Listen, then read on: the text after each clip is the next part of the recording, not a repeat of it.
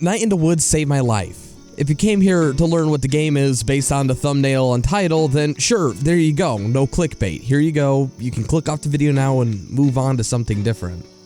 However, if you're interested, the animated portions of this video were done by the creative team behind Endtown, and I really suggest you give them a look after this presentation. For the rest of you, Night in the Woods saved my life, and here's how. Babe, you know that we don't gotta fight tonight. I promise in the morning everything'll be alright. Yeah, yeah. Let's hang all our dirty laundry out to dry. I promise in the morning everything'll be just fine. Oh, say you're gonna stay with me. Don't you let me go. No, you're the kind of love for me. You already know. No, come back home late and fall right into your bed. Every time I feel it all over again. In my room where I want you, tangled this in my sheets, in your shirt that I got you half asleep, holding on to me, my bed where you left me.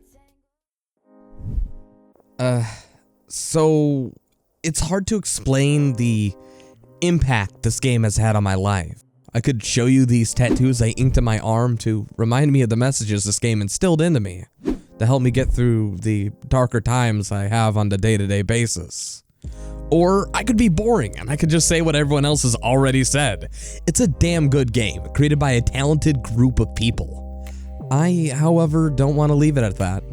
I think I can say something new here, and I think it has something to do with this game's ability to relate to a certain subsect of people, like myself. As someone who suffers from chronic anxiety, I can for sure say that Night in the Woods is a game about anxiety and the pitfalls that comes with that. Sometimes it's anxiety about the past and the very stupid decisions you can make on a day-to-day basis. Or sometimes it's just based on the present and what you're doing now and what you're not doing and what you think you should be doing and how you screw that up probably. And finally, it can be about anxiety about the future and where you're going, or rather, where you're stagnating. These themes are ever present throughout the entire game, and it's why it struck an emotional chord with me. It's really hard to explain my fascination with this game, which is likely why this video took way too long to be produced, as always. That said, being able to see that someone can empathize with something I struggle with on a day-to-day basis, and physically see that portrayed in media, I don't know, that makes me feel at home and helps me work through some of my own lingering issues. That said, this is Night in the Woods, and let me dig right into that.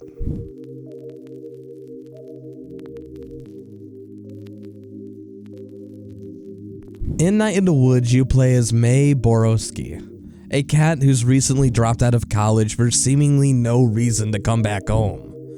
It's been a year since she left to go to college, and everyone remembers that time she vomited on another kid during prom, when she fell in a trash can and got into some humorous shenanigans with yet more vomit, and also that time when she nearly beat a kid to death with a baseball bat, due to a psychotic episode. The game sets its tone perfectly when you start at a train station, and it turns out May's parents forgot to pick her up, leaving you with the task to trek through the woods, only to get detained by a police officer at the end of the session. During this trek, May has a lot of observational quips about the setting, but the coolest thing about this game, something that may be considered insignificant or just quirky by many other reviewers, is this journal. Basically, May is not your avatar. She's an actual character, and what she writes down in her notebook is her actual thoughts and feelings on a given situation. Of course, everything is tinted by her own perspective. Without this context, being left at the train station would be easily overlooked by the player. This is the first entry in your notebook. In the game itself, when you confront your father on this, You only have the option to say it's fine or a slightly, possibly more passive-aggressive, okay, or something to that effect. But when you looked at this inked blurb on this page, you get everything you need to know. She feels abandoned, and that feeling of abandonment actually kind of hurts badly. Also, I should mention that once you get later into the game, you get more images based on the things you've done and what you're able to accomplish, and it's kind of cute as hell to flip through these pages and study them more in depth. After this point in the game, once you wake up for the first time in May's attic bedroom, you get to begin Chapter 1 proper, which, to explain simply, is just a day-by-day play of May's life. You wake up, trek through town, talk to May's friends, get her broken laptop fixed due to all the porn she apparently watches, play a band practice, oh, and also poke a severed arm with a stick. If you want, you can also attend other random events that also change depending on the day. For example, you see this old teacher character on the roof here who is there some days but not every day, so whenever you see him, you know to jump up there and actually get the chance to look at the stars and learn more about the game's lore. Or perhaps you could hang out with Jeremy or Lori, these two fun characters I'm not going to get into now because this video is already way too long. Or sometimes I just like to go up here, talk to this guy, and piss him off because I find it funny. These events usually include some quirky minigame that is supposed to represent a regular activity like eating pizza, carrying something heavy up the stairs to the sound of a rhythm game, or just looking at stars and learning about lore. These random events and side stories carry on throughout the game, building upon one another to create some sort of actual story arc outside of the actual main story involving May.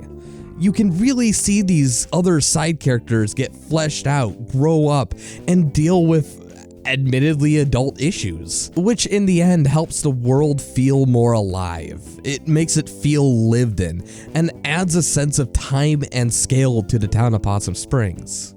One of my favorite side stories is this cool one involving a character called Pastor Kate and a homeless man named Bruce. Basically, Bruce is this old coal miner fella. He lost his job when everything dried up and the town started to die again. He left, but came back to town around the same time Pastor Kate got hired as the new head of the church.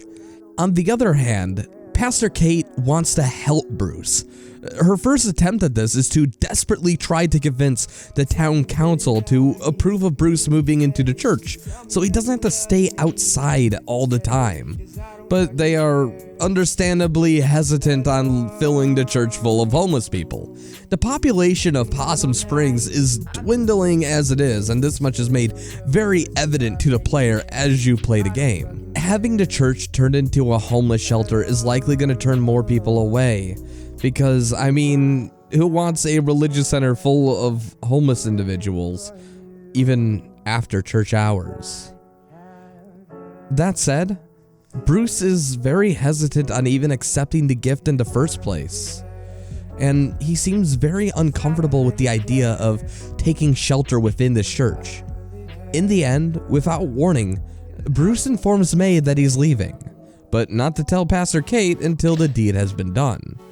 He's grateful for all that she's did and really appreciates her as a person, but he's spent most of his life missing out on the most important things about life. He's gonna go back to see his family, his kids. He's gonna try to get his act together and do something with the last years that he has left. Kate, upon learning this, appears to be less than enthusiastic. It seems that she's developed an attachment to the man, and feels sad that even though she's tried her best, prayed in God, and had faith in all the right powers, nothing went well for her. She wasn't able to help him. And in the end, the only person who was able to help him was himself. Maybe it's just me, but if I was in that position, I'd feel a little hollow too. And the fact that this whole side story takes the entirety of the game to play out in full really makes it feel very special if you take the time and actually go through it. And on top of that, there are many other side stories just like that, which I won't spoil in this video.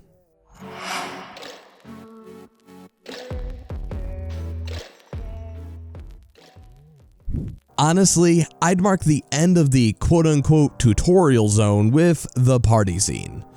Basically, your longtime best friend Greg, this adorable looking fox doggo thing, wants you to convince B, a alligator who's had a chip on her shoulder ever since you came back to town, to drive everybody to this party in the woods. The only problem with this plan is that B seems to have some sort of issue with May. Every time they talk, B seems to start getting standoffish, aggressive, and kind of angry. In the night before this one, you actually get kicked out of B's car after she agrees to drive you home because the aforementioned severed arm has put everyone into high alert. There's this awkward anxiety and tension that plays as you go into the old pickaxe to ask B to drive everybody. She of course agrees to do so, however, she is nothing if not passive-aggressive about it. Once May arrives at the party, she kind of learns that she's a bit of a third wheel here. If you try to talk to B, she thinks of any excuse to make you go away, even if it's not very subtle, usually just saying, "I'm not talking to you right now," or "go away." If you try to talk to Greg, he's hanging out with his boyfriend Angus, who is this adorable looking bear character with glasses. I absolutely love his design. Nonetheless, every time you talk to them, they seem to be quite comfortable in their own little corner. There is one character you can talk to, however.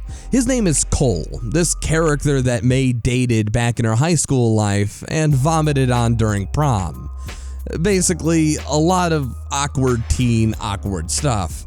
When you talk to him, you learn that he's in college right now, he's doing just fine, and even has another girlfriend, which does nothing but make May feel inadequate, uncomfortable, and like her own life is a failure that's not going anywhere. However, due to May's own chronic anxiety, she ends up being rude to the dude, even though he's done honestly nothing wrong.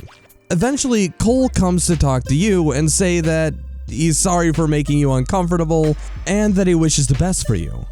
However, at this point, May has been drinking all night, and because of all these other feelings dwelling up inside of her, abandonment, anxiety, and all these just awful, ugly emotions, they finally bubble to the surface, causing her to make a drunken rant and eventually vomit.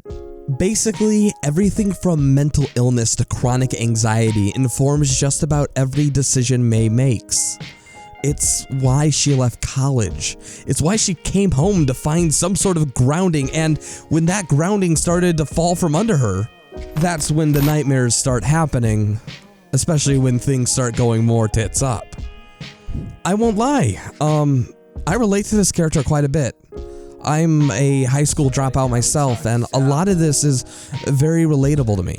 I know a lot of people won't be able to. A lot of people see May as this troubled individual who's honestly a bad person, but I see a lot of myself in the character.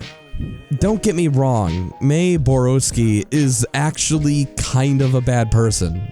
Maybe that reflects badly on me too. I tried the whole schooling thing. And honestly, if I could go back with the self-confidence I have now, I probably would have been able to finish it.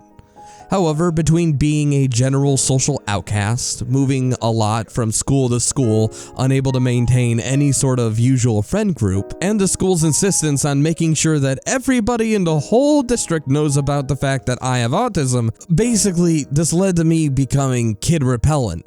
If kids did talk to me, it was because they're doing community service by hanging out with the autistic dude because they have problems in social situations. Or they were someone who had actual issues that ran far deeper than mine. And in this situation, while I can empathize, I simply cannot relate with those individuals, which led me feeling alone and miserable during my schooling experience. Eventually, I actually started reading creepypastas during this time, when I was only 16 years old, and that led to kids finding my YouTube channel, and that's how I got a huge spotlight on me. Some kids actually didn't believe that I did the whole YouTube thing, because how could the fucking retarded kid do YouTube and be somewhat successful at it, while others used it as a reason to kick my ass, as though some success on some stupid platform was worthy of making me a target for some reason. It got so bad, I wasn't even allowed to come into class anymore, literally segregated from the other students, because, and I quote from the principal, "We can't suspend 30 students." Look, I don't need to delve too deeply into this, but I was genuinely suicidal for a period of my life. I spent a lot of time looking over a bridge, holding everything I ever worked for over my back, and considered jumping off into a frozen lake. I mean, my thought process behind that was, if the ice didn't break, my leg surely would.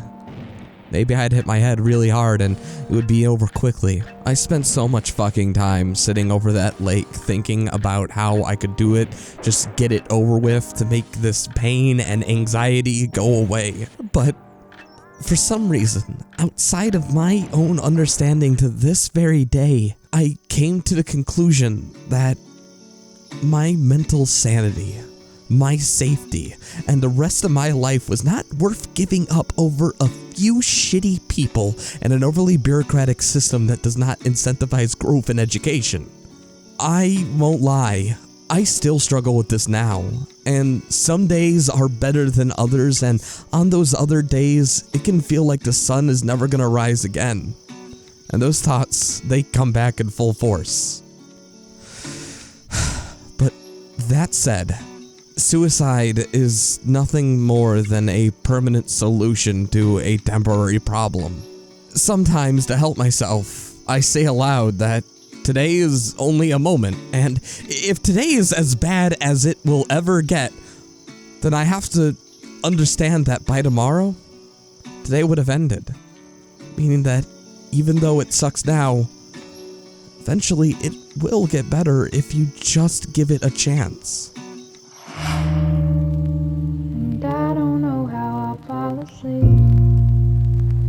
when life. Chapter 2 now has each day capped off with either hanging out with B or Greg. Before you make that choice, you can still do all the side stories in town just like before, although in every playthrough, you only have the opportunity to see one half of the story, effectively making 100%ing this game something that only can be done over the course of 2 playthroughs.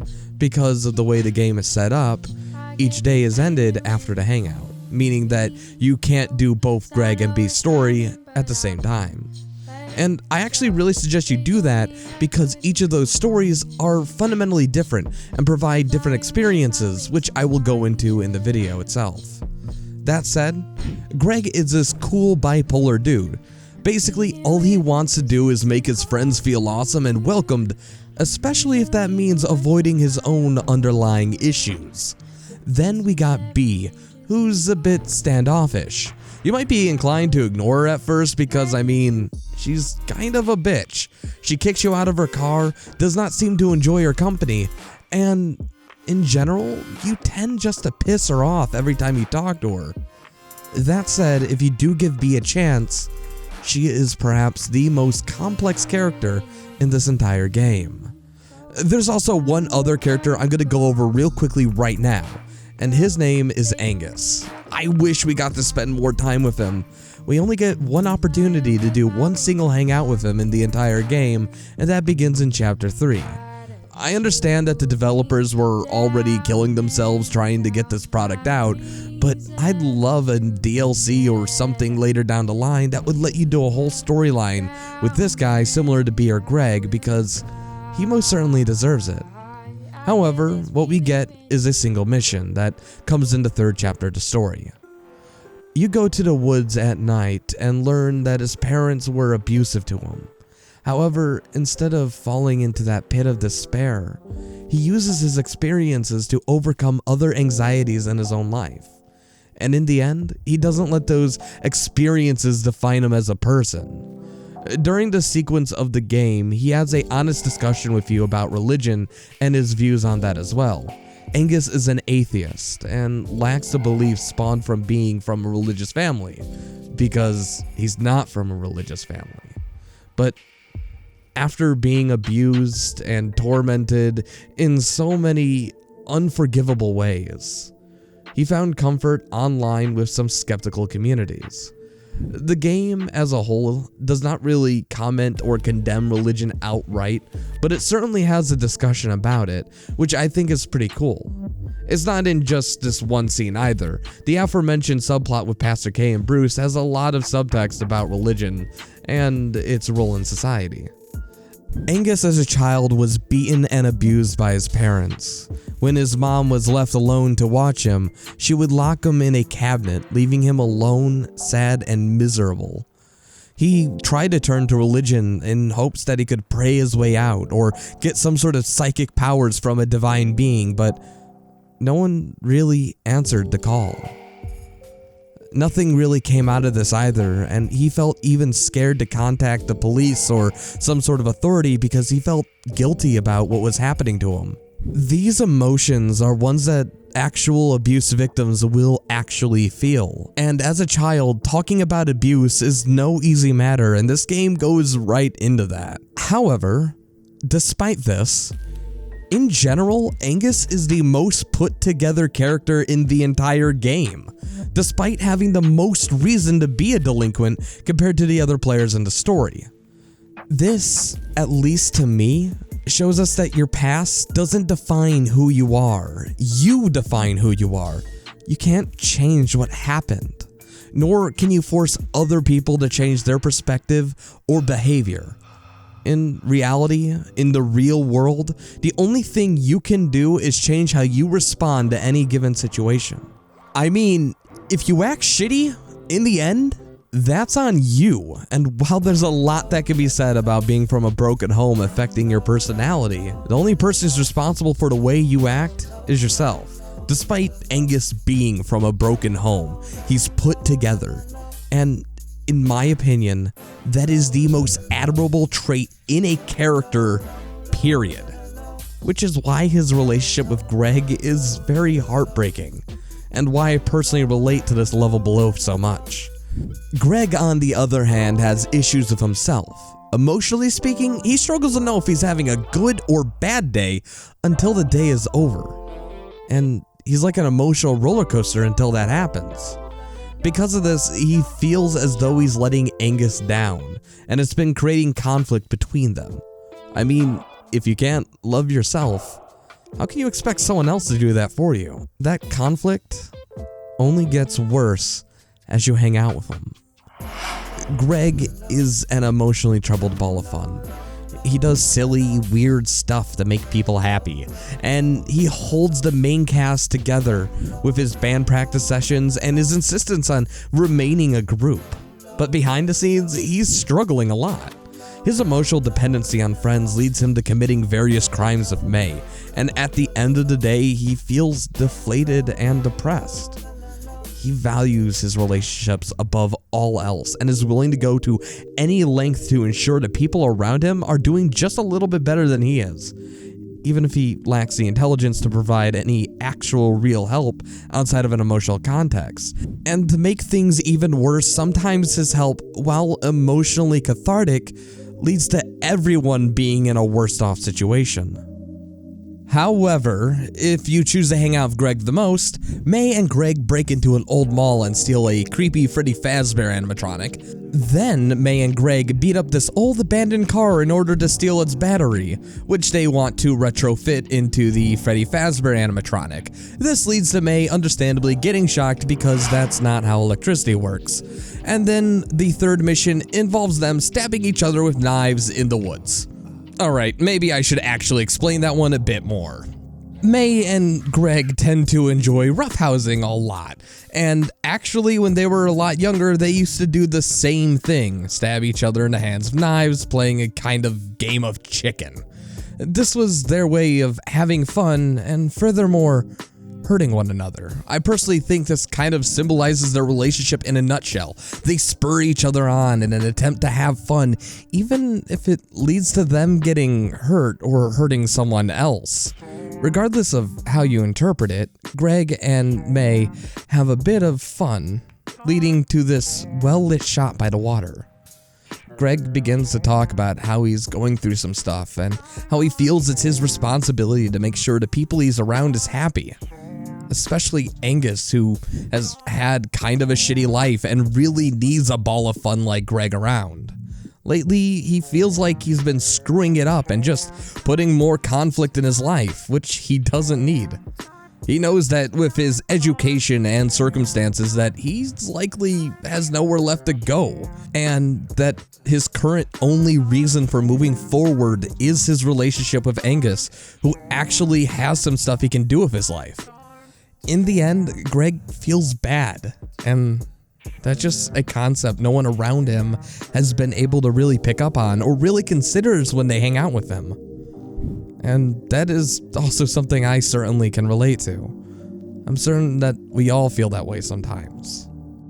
The final mission you do with Greg is called Legends. I've neglected to tell you about this, but Greg and Angus are actually moving out of the dying town of Possum Springs and into a rich place called Bright Harbor. Because of this, Greg feels absolutely pressured to hang out with May as much as humanly possible, like they did when they were kids. That's why they do a lot of petty vandalism and other various crimes. It's the same stuff that they were doing when they were teenagers. Greg wanted May to feel at home because of the stuff that she's been going through, even if it meant possibly losing his job, his opportunity of leaving this town, and then it starts to threaten his romantic relationship with Angus. May in the early game is also not allowed to truly accept this either. Even when you get dialogue options related to this, it's either questioning the logistics of how it's happening or questioning why he's leaving in the first place. You don't get the option to be openly supportive, and as you hang out with him, you tend to bring out the worst aspects about him. In the Legends mission, Angus appears to be off. I mean, there is this smelly animatronic in his house, and now May is tagging along on a dinner date that he had with Greg. The tension is very thick in the car as Greg and May keep trying to cheer Angus up with some dad jokes, but he's clearly not having any of it. That's when the car gets a flat tire, and this sparks a rather uncomfortable argument between the two that May bears witness to. This is also another clue that May is kind of a third wheel here, as all she can really do is watch as the two yell at each other. Angus is upset that he's the only logical, rational one in the group, while again, Greg just wants to be positive and wants to try to find some sort of solution. The scene ends with you finding a spare tire and Angus politely telling May that he doesn't really trust her. The gang then arrives at the donut store that they originally set out to be at. And once again, things are tense. Angus appears to be really upset. After May orders food and goes to the bathroom and reflects on the situation, like, these hangouts with Greg are typically fun, humorous, and very positive. But this isn't. It's been weird, and this is the first time it's been weird in one of these hangouts. So in typical May fashion, she has no idea how to express herself in a emotionally healthy manner. She ends up trashing the place, which is depicted through these mini games where you physically actually do the acts of clogging the toilet, ruining the hand dryer, and scratching the mirror. In the middle of the act, Greg stops May, calling her out. This time, he's acting as the responsible one. The party returns and Angus drops the bombshell that, yes, you are a third wheel. You finish out the awkward meal, vomit, and have a real heart-to-heart at the end. Greg then explains a story that happened to him when he was a kid that explains his current mentality. Basically, his parents got sick of him and sent him off to work at his uncle's farm. Being frustrated with the situation in combination of being a stupid kid, he opened a sheep pen. All the sheep ran out, over the hill, and onto a highway. with heavy oncoming traffic. I'm pretty sure your mind can fill in the details, but let's just say that only one managed to survive and escape, never to be seen again. Greg goes on to say that if he was in the sheep's position, he would have did the same thing. And in real life, he wants to be that sheep. And yes, of course he loves May. May is his best friend, but in order for him to grow up and achieve that dream, May needs to be willing to let him grow up too, which could even mean either growing up or letting go. The three cap off the scene by going on one last crime-laden adventure by leaving behind the last animatronic obtained in the previous hangouts, allowing the party to change the setting and landscape forever and truly becoming legends, and making one last memory that would last a lifetime. In reality, this chapter is about growing up and letting go of friends, because as we get older, we change as people, and it kind of sucks. I'm pretty sure you guys know, and even I know a few people I miss to this day, and they grew up while I'm still here doing the same garbage that I was when I was 16. It sucks, but hey, it happens, and it's a natural part of life. It's something that everybody goes through, and this game, in its typical fashion, puts a mirror to that and really shows people that it's alright. Like I said, many people tend to go for the Greg route because he's actually nice and he tries to have fun with you. He makes May feel welcomed even if it's fleeting, and you know eventually he will be leaving. It's not a struggle to see a man, as he seems to have his stuff figured out. And you want to experience that with him, even if it's at his own expense.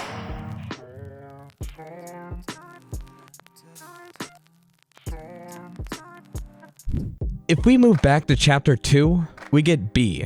The start of her arc begins on your drive back home from that party May ruined. While May is in this drunken stupor, she tries to apologize for her actions. During this, May says that B's mom is really nice and it would be bad if she vomited in her car. However, B's mom died at the end of senior year. Her dad had a mental breakdown, and they had to move out of their childhood home into some shitty apartment because the bills from her mom literally dying was too much to keep her old home. B now runs the hardware store, not only so she can barely pay the bills for the apartment itself, but also so she can take care of her dad, who still owns everything. Her dream as a kid was to eventually go to college, move out of this town, and become something. But when her mom died, so too did that dream. During the drive back, she berates May, not only for not remembering that her parents literally died, but also for abandoning college.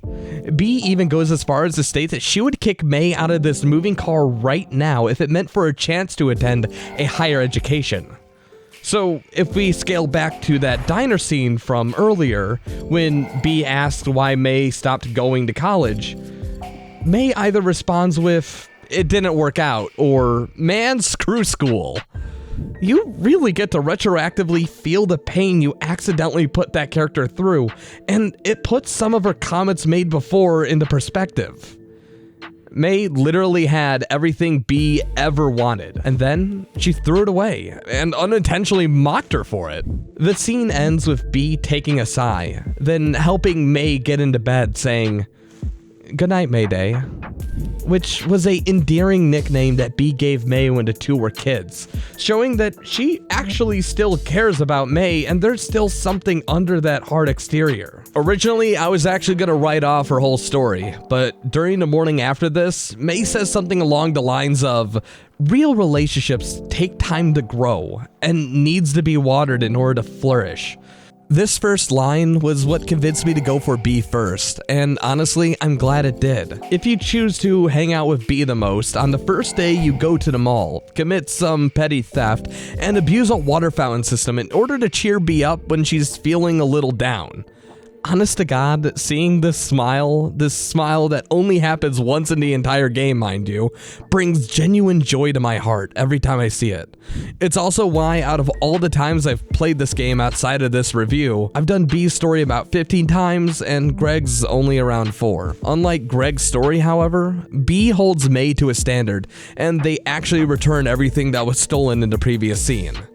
During the next hangout, you quote-unquote help B on a job, get locked in a basement because old people are crazy, and then May comes up with a admittedly creative solution to get out. Once again, you work a little bit of that magic to make B feel just a little bit better, so she was working all day and was feeling like absolute garbage.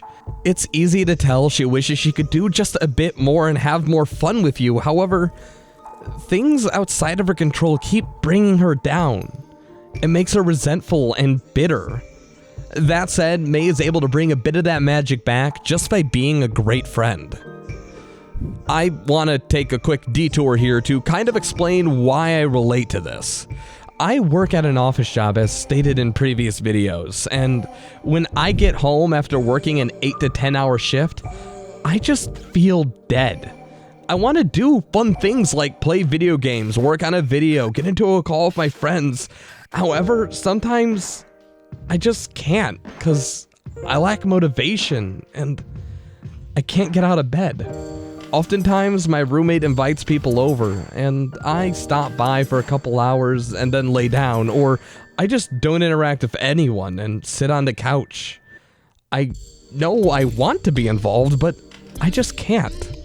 And it kind of makes me feel like garbage that I can't find a motivation to push past my own funk after working a long day. It feels like something that I should be able to do, but I can't. B in this scene really encapsulates this feeling. I relate to this so much, and every time I play it, it makes me feel a little less crappy about my own situation. It shows me that someone out there understands the way I feel, and has enough of an understanding to recreate it through media. All I can say is that it's very therapeutic, and it's one of the best traits this game has to offer. Unfortunately, this is the last time the story actually gets a bit better for B. The next day, May and B hang out by going to the grocery store. May invites herself over for dinner after that. Depending on the choices you make during your shopping spree, B's dad will either be happy or annoyed by the food that you get. Regardless, May, B, and her dad are now sitting around the TV, and an argument breaks out as B reminds her dad that bills are coming up and need to be paid off fairly soon. B's dad starts to remind her who is the boss around here, whose name is on the lease, and whose name is on those checks. He gets very authoritarian with her, and it's very uncomfortable to watch, especially since we know that he doesn't come by the shop and barely does any of the work to justify being called a boss. After being thoroughly humiliated, B then excuses herself from the scene and moves into her own room, to which May follows. That's when we get to see Beatrice Santello laying on what amounts to be an old worn mattress in an unpacked room, with some old records playing that used to belong to her deceased mother. May honestly means well when she tries to give an empowering speech about how you shouldn't let other people take advantage of you. However, B being a realist reminds her how unfeasible that ideal actually is. Some people don't have the luxury of choosing who their family are. Some individuals need to work with the broken people they got. If B quits, her dad won't be able to keep up and everyone loses their job. Also, who else in town is even hiring? Where would she move? What would happen to her dad? Where would she even get the capital to make this happen? From an outside perspective, it's easy to impose a solution on a problem. However, when you're in the center of it, the stress, anxiety, and consequences caused by those actions are sometimes just not worth it. We also get to learn that one of the people B's dad has working at the hardware store was kind of creeping on Beatrice when they were younger. However, they can't fire him because he's one of the only on-site repairmen. It's easy to see why B wants an excuse to be a kid again, because that was prematurely taken away from her with the death of her own mom. And now she has to be an adult when her own dad refuses to step up to the plate. As you can tell, B takes a lot of this frustration out on May, whether she honestly deserves it or not. May ends up leaving things unresolved.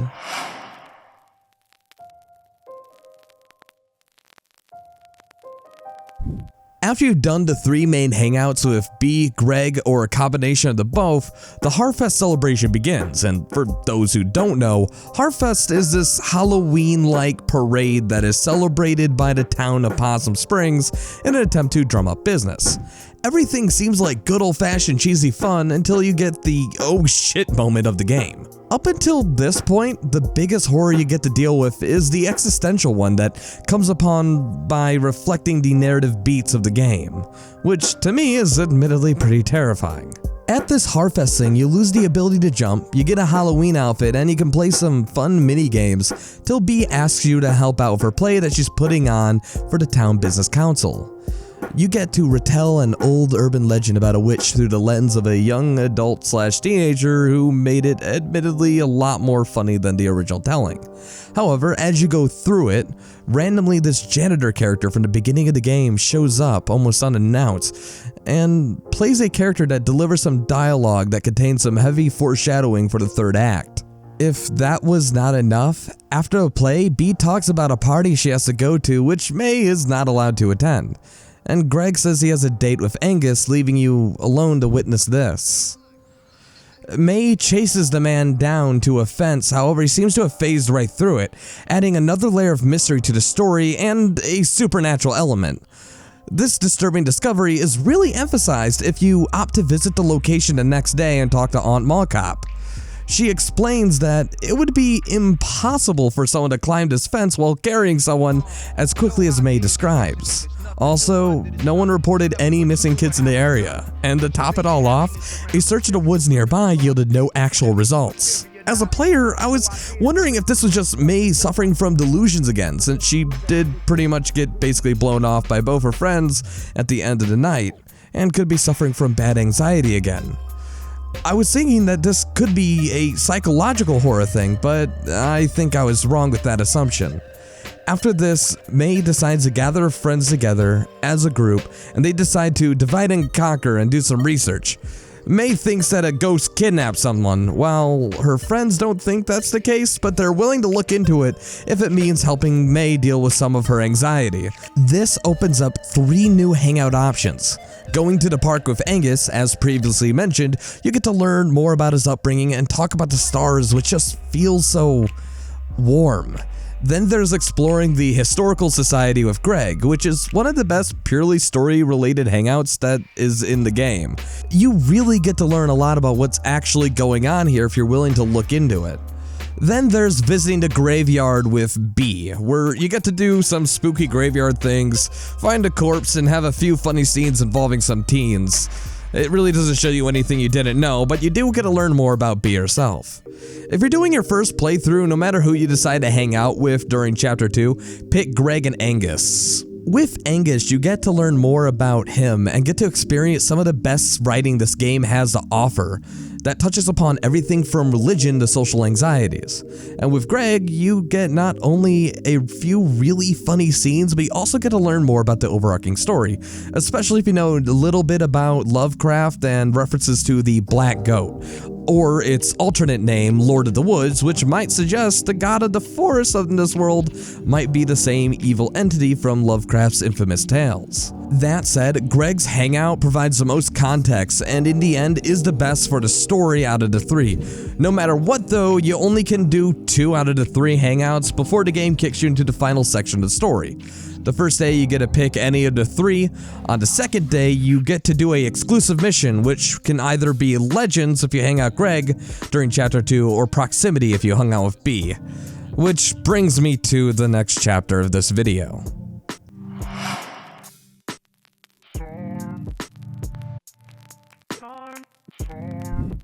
I've been holding off talking about Proximity because it's had the most profound impact on me as a person. So much so, in fact, that this tattoo was the first one I ever got. It was a very important decision because it meant that I couldn't really be a on-screen television actor like I wanted to ever since I was a kid. It convinced me to give up on physical on-screen acting in favor of doing voiceover work, since tattoos and TV actors don't really mix that well. It's the start of a new chapter in my own life. This image on my arm is there to remind me of a very important lesson this game has taught me, and one that I have forgotten many times. It's helped me with my own mental health significantly. So, without further hesitation, let me explain the reason for this video existing. Proximity starts off with B inviting May to some sort of quote-unquote Jackie party 2 hours out of town. It's a long drive, and that much is not lost on the main character. May even questions if she's allowed to come to this thing because she wasn't exactly invited, and Jackie made it clear that she doesn't enjoy May's company. B assures her that it's all fine, and the two arrive at this college town. It's a little awkward because clearly wasn't exactly informed of May's arrival and was not expecting you, but despite this little hiccup, all seems pretty good for the most part. The group meets up with some dudes who are from Bright Harbor, that place Greg and Angus are working to move to, and then start to awkwardly dance. I won't lie, watching these animations make me cringe a little bit, but honestly, I don't think I can do much better in real life, so I'll let it slide. And besides, May looks like she's having it fun. Eventually, the guys come back and May opts to dance by herself. After May has had enough dancing, she opts to explore the place, eventually meeting up with this other girl where she hits it off no matter how socially awkward you make her responses be. That's when she returns to the main group to let them know that she's gonna be hanging out with this new individual. B, Jackie, and these two boys are having this conversation. B introduces May to the group. The moment May opens her mouth, B starts to get visibly uncomfortable, awkwardly laughing. I actually completely missed this my first time through. I had no idea how badly May was making things awkward for her friend.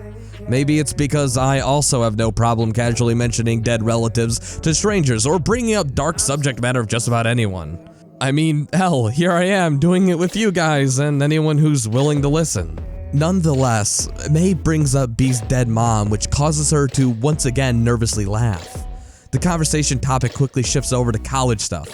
One of the boys says he's going to go into political science, not because he wants a job, but because he just wants to learn. And basically he says that it's pretty materialistic to want to go to college, specifically to get a job. May calls him out on this, and also as someone who physically can't afford higher education, I would have likely done the same thing. While May is calling out this man for basically being privileged and rich, B interrupts, suggesting that she go somewhere else. No matter which dialogue you option, whether you choose to agree and say that you're gonna go or, disagree and say you want to stay here, May won't leave, which traps B in this awkward conversation with boys that she's actually shown some interest in. The conversation topic quickly changes again, where it suggested they go across the street for pizza. May rudely asserts that B doesn't like pompous rich kids because, who does? But then during the flow of conversation, May lets it out that B is from Possum Springs and runs a small business there. May was trying to be endearing with this comment, and even though she had nothing but the best intentions, the way the words are spoken kind of screwed B over. I mean, she drove 90 minutes from her home to go to a party for a college she does not even attend. The conversation starts to spiral out of control, and B starts to get some flack for her upbringing, which leads to her panicking, lying, and eventually running away from the party. So, my first time through this, I had literally no idea why May was being called out by Jackie here. I thought she was in the right, and if B didn't want this to happen, then she should have spelled it out more clearly. That said, I'm also autistic, and I miss out on social cues quite a lot. The awkward laughter, the several suggestions to do something else, the constant May calm down lines of dialogue. It all went over my head, and on second reflection, I just felt horrible. I know the intent behind the character, but from an outsider's perspective, she was being an asshole. The worst part about that is that I've been that person many times in my own life. I know this because I basically avoid talking to people in many social settings like parties or group hangouts because I can't read a room that well. I'm aware of this, and this is my own fault, and I'm the one who needs to take measures to make sure that I don't offend other people. Now, here I am, playing a game where a character is unintentionally hurting someone else due to the same problems that I have. I won't lie. I sobbed as I reflected upon the many times I've done the exact same thing. I want to say I can get better, and I certainly do try as I now tread conversations with strangers a lot differently than I do with ones of close friends, but the amount of times I've been May in this exact situation wounds me deeply. I'm not sure if I'll ever be able to fix that quirk about myself, but that said, I'm not gonna also sit here and let my own disability be an excuse to not grow up either. If we were to go back to the game, May gets called out by Jackie. Jackie even goes as far as to say that she's always known May was an asshole. May desperately attempts to find B before she potentially gets hurt due to being alone in a unfamiliar city full of drunken college idiots.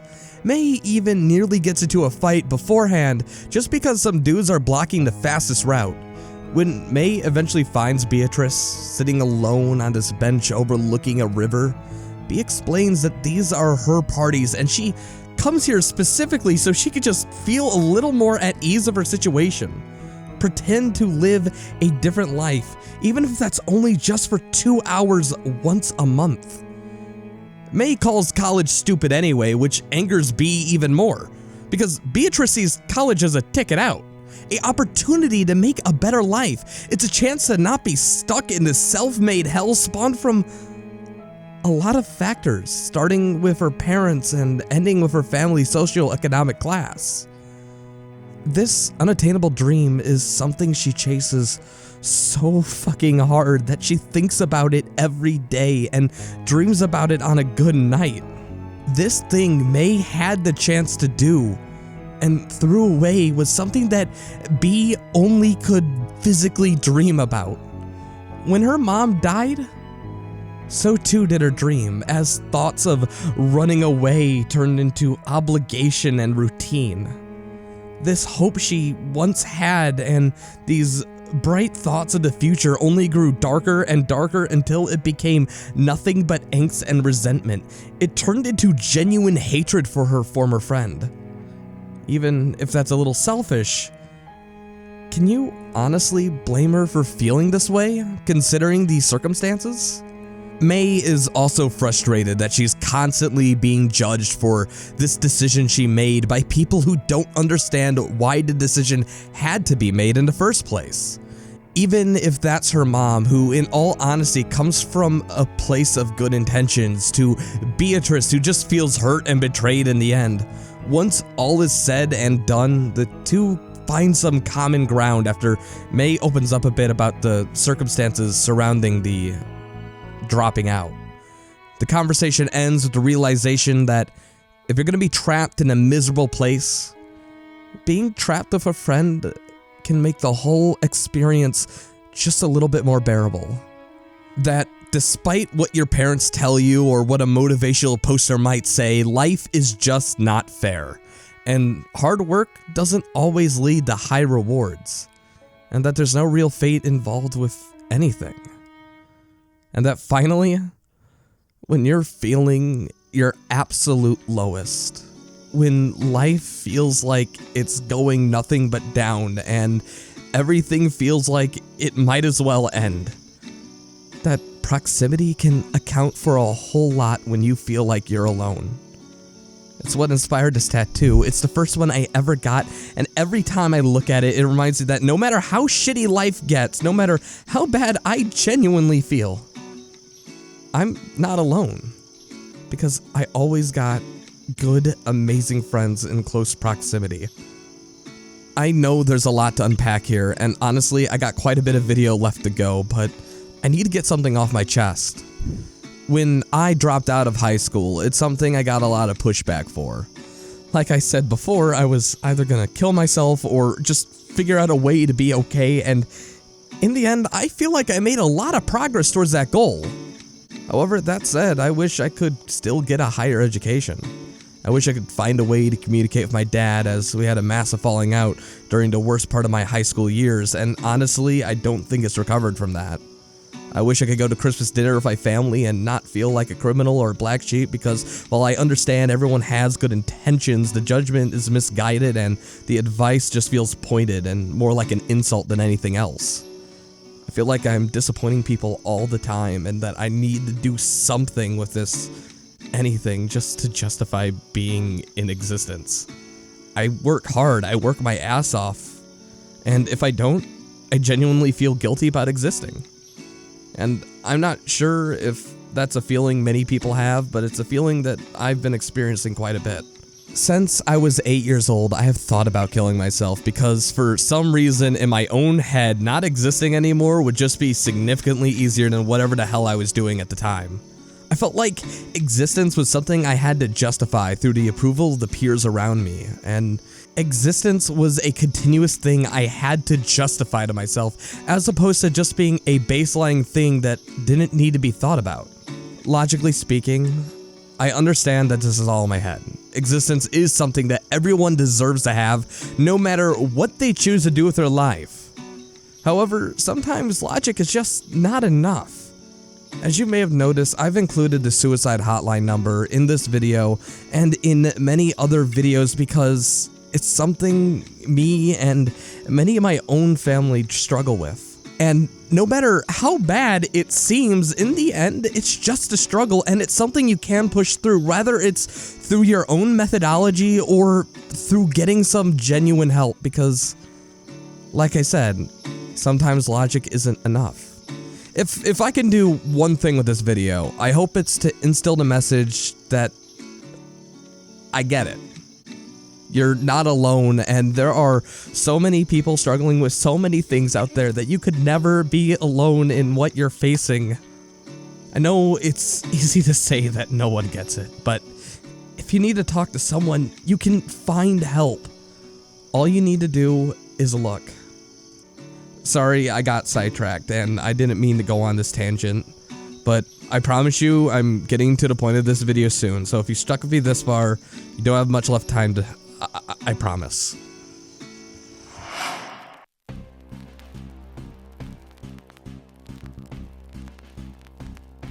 At the same time this is happening, there's an overarching plot involving May and these weird dreams she's having. As you can tell, this game actually has a pretty big horror aspect to it. This horror element is what kept me going through my first time around. It's what inspired me to buy this game to begin with, because as you can tell, I love horror and everything that has to do with it. The superficial Lovecraftian-inspired story really intrigued me and hooked me, and I can't wait to see how they flesh it out in subsequent games. However, in Night in the Woods, it's only used as a motivational driver to push the fourth act of the story along. At the end of whatever second ghost hunting mission you go on, May ends up having visual and auditory hallucinations, which prompts the group to meet up again. May once again asserts that it's ghosts that are responsible, which no one else here actually believes. Feeling rejected, May says that she knows there are ghosts in the woods and that she's gonna go alone if no one else wants to come. While the groups do not believe in ghosts, they certainly believe in May, and all agree to head out in one touching scene. As they head up into the woods, the atmosphere turns foreboding, and the lighting begins to reflect one of the first nightmares that happened at the end of Chapter 2. That's when we get our first actually disturbing scene since the kidnapping.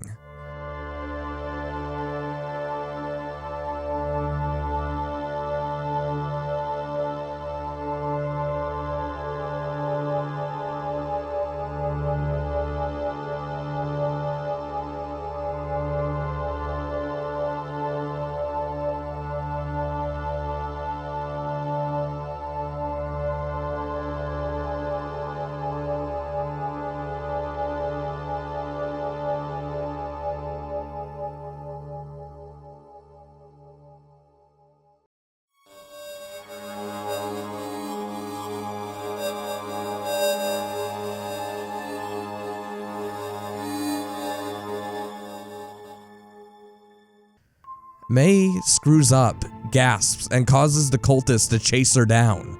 You have to jump over these rocks, but no matter what happens... After the initial gunshot, you play as either B or Greg, depending on who you did your final hangout with, Legends or Proximity. They talk about how bad everything is and are scared out of their minds and playing video games, of course, because if you almost got shot by a creepy cultist and were hiding out in an apartment, what would you do? You then hear footsteps and a knock at the door, which prompts the game to cue back to May's perspective, and you get this trippy dream sequence that shows Possum Springs has been abandoned and destroyed. At this point, the game starts to get very weird. However, after playing this game God knows how many times, I think it can actually decrypt what happened. The gunshot missed May, causing her to fall down and hitting her head in a ravine. The cultist did not intend on killing her and backed off, allowing May's friends to call an ambulance or drive her off to the hospital. That's where this scene comes in, involving May's parents. They discharge her and she's taken home. Based on the fact that the number of people at the church scene before this is dependent on the amount of side stories you do, I only can assume that it's May thinking about the people that would miss her if she were to die while she's in this half-lucid state. In a later portion of the game, she makes a lot of remarks about refusing to die or letting this dark thing take control of her life, so I think it could be an allegory about not letting depression take control, but perhaps I'm getting a little ahead of myself. Much later, May wakes up from what I think is a concussion and wanders from her parents' home to Greg's apartment, where everyone else is held up. The game picks back up from where you left off after you heard the knock on the door that was supposed to act as a fake scare from earlier. May is clearly sick and constantly slipping in and out of consciousness. The gang orders a pizza and May calls her mom, who is clearly panicked because their daughter just wandered on out. And despite everyone being freaked out and scared, they still all offer support of some kind. It's honestly genuinely touching. At the end of the stint, you either sleep with Greg or be on the couch, which provides two very different conversations. In both conversations, May opens up about why she dropped out of school for a while, and why she also dropped out of college later. She had some mental issues that caused her to get really violent with a kid during a softball game. Something snapped within her and now she's struggling to see the world as it should be. Therapy doesn't seem to be working, and in all honesty, if you've ever been to therapy, sometimes it can actually suck and not really do much for you. Greg tackles this information emotionally, talking about how he wished May would have opened up to him, how he would have saved her from that horrible college, and emotionally speaking, he lightens up the mood with a few jokes and promises how he would always be there for her. B, however, takes a very different approach, as she takes the time to hear May out.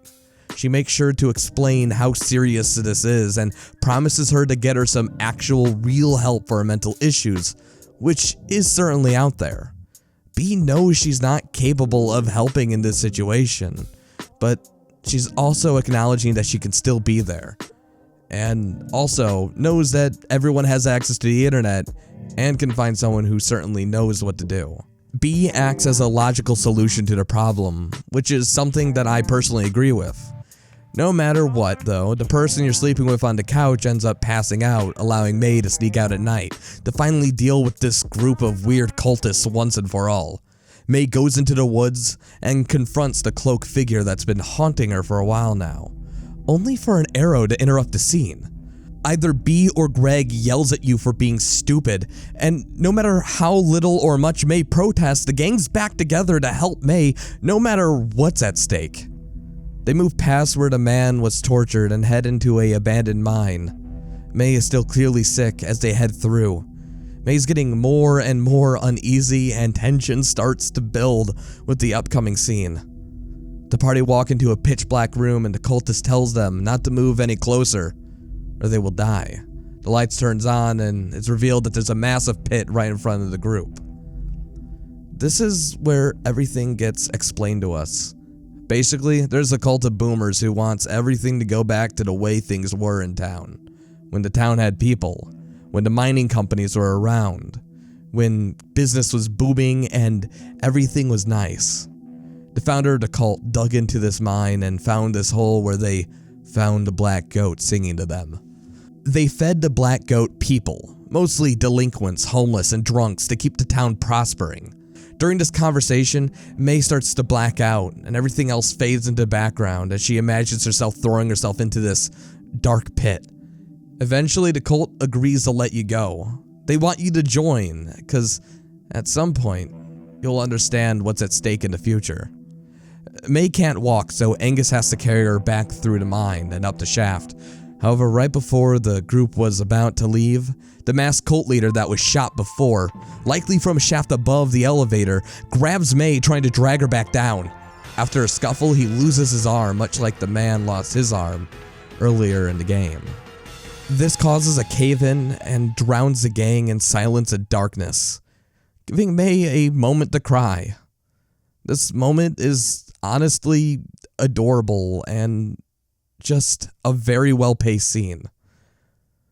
Greg, Angus, and B find a boarded-up exit, and one touch I really like is that May tries to pry the thing open on her own, but no matter how much you shake the mouse or try to get the thing off, no progress is actually even made until Greg, B, and Angus help chip in, which makes the whole thing a lot easier, showing that with great friends around, the burden of anything can be lightened. I like how the game likes to tie in-game mechanics to the themes of the story. As the group heads deeper, they find what appears to be an abandoned well or reservoir in the mine. May walks forward through the water, only to get sucked into it, leaving us with this creepy animation, this heartfelt speech in the face of an unknowable horror. I played through the scene like, again, God knows how many times, and every time I play through it, it means just a little bit more. On playthrough 1, I thought it was just kind of neat. Playthrough 2, I paid through just a bit more attention, and then on playthrough 3, it really clicked on me and inspired this tattoo. And ultimately, it's what saved my life. May is struggling with so much. She's hurting badly at this point, and she feels hurt and is doing everything she can just to avoid getting hurt again. She's lashing out, she's confiding and doing everything she can to avoid this basic human emotion, but at the end of this scene, she finally embraces it. We should always want it to hurt. When you lose someone, you should be hurting. You should want it to hurt real bad because at least then it meant something. I've had so many people die on me in these past 2 years. High school friends, close family members, and even some of the best online friends you could ever have. Some of the most dependable people you could ask for. And most of them killed themselves due to some sort of mental issue outside of my control. I just pretended it didn't fucking hurt or affect me. I went into work like nothing happened last night.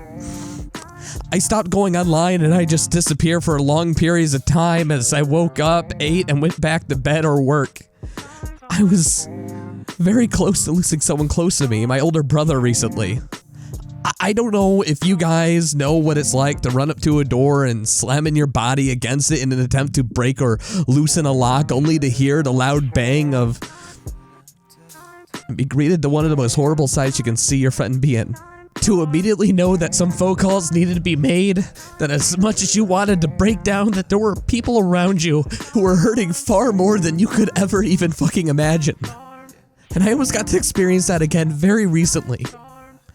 You're damn right I want it to fucking hurt. I want it to hurt so bad because these relationships mean so much.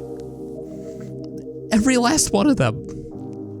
I want it to hurt so much that there is no way I could ever forget what these people meant to me. Because it's okay to hurt because that means it meant something, and being something is better than being nothing. So yes, I want it to fucking hurt. I want it to hurt. I don't want to forget that it hurts. I want each memory and memento. I want to treasure all that above, and above all that, I just want it to hurt.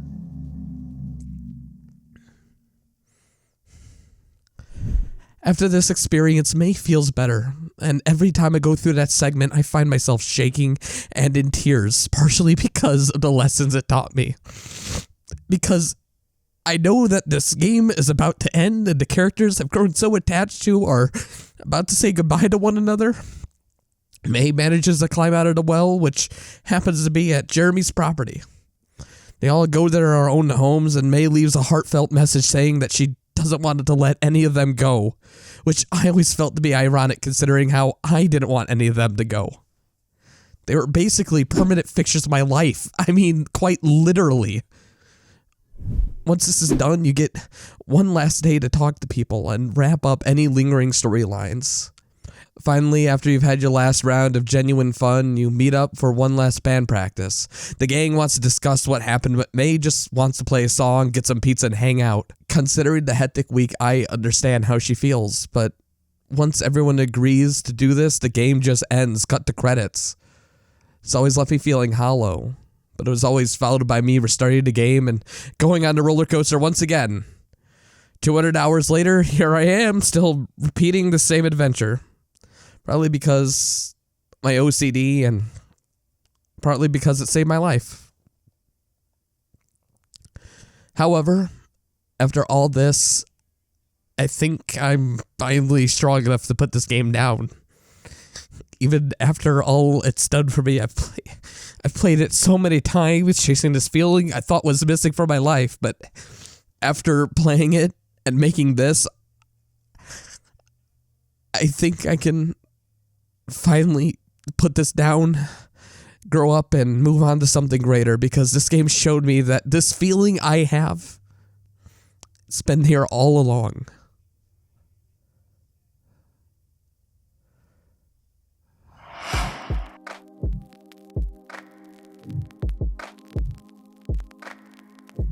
This game came into my life when I lost over 75% of my YouTube ad revenue, when I lost important family relationships due to circumstances outside of my control, and when I lost many close friends due to self-harm. And when it came down to it, I was seriously considering ending it all because I felt like I was alone. I felt like I had no real friends, and I felt like I just disappointed everyone around me. And I had no idea how to do anything to prove them wrong, to prove to them that my existence was worth something. This game acted like a mirror. I related to May, B, and Greg, and I saw myself within these broken characters, and I watched how they banded together to overcome their own emotional demons. In the game, May thought she was alone, but in reality, she had some of the most amazing people around her to act as a support system. This really got me thinking, and I started to think about the people in my own life that made an impact. I thought about amazing people like Blame It on George, who helped me reform my channel into something that would be long-term and sustainable. And he's always been there for me. Every time drama hit, whether it was professional or not, he and several other people got together every single time to let me know that it was okay. My roommate Alec, who was honest to God one of the coolest bros a person could ask for in a roommate. Mr. Creepypasta, who saw that I was having financial issues during the month of December, and then helped me out so I could afford to have a Christmas. Then we have Tats Top Videos, who got me into this whole YouTube thing to begin with. He helped my channel grow and gave me a real chance into making this into something when he saw that I was struggling in high school. I am reminded of some ordinary gamers who made sure to tell me that he was happy to see my channel grow and even worked with me and acted as a huge inspiration to my early career. And especially Mullet Mike from Creepy Gaming, who's honestly one of the most amazing dudes on YouTube. And he just tries to maintain this aura of positivity no matter what's going on in his life to keep the horror community together. Sometimes when you're too busy looking forward and the sun sets and everything is dark and bleak, it's hard to remember that the sun will eventually rise again. It's hard to think that you can move past this, and sometimes it's hard to see anything else but the most darkest of thoughts. Night in the Woods gave me a mirror. And instead of looking forward, I looked back to find these amazing people standing behind me. And they've been standing there the whole fucking time, and I was too depressed and sad to see this without a fucking video game reminding me. This game related to me like no other piece of media ever could, and instead of giving into these darker thoughts, I leaned into those amazing people, and I learned how to deal with this hurt I was feeling, and I learned how to turn that anxiety and depression into something positive. I was reminded yet again that my own disabilities are not a hindrance, but rather they're a motivator, and that suicide is just an excuse not to watch the sun rise again, cause god damn it, it's going to. If you're feeling down or depressed, I get it, trust me, and I've been there and I am still there. That said, you can rise past it.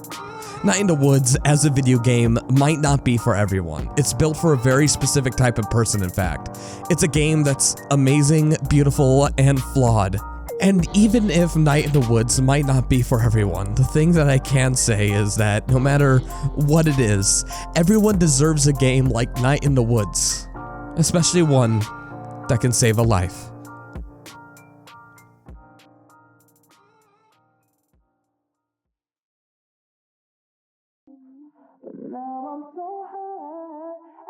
Hey, it looks like you made it to the end card. If you wouldn't mind leaving a comment letting me know you got here to let me know how I'm doing with these projects, that'd be amazing.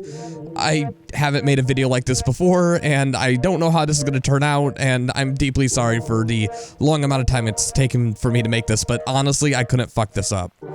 If you guys would like to help the channel, please consider donating on Patreon. I don't like to, outright promote that as much anymore, but really every little bit helps, and it goes into making videos like this, not ad supported. So thank you for making it here, and I really do hope you like this video presentation.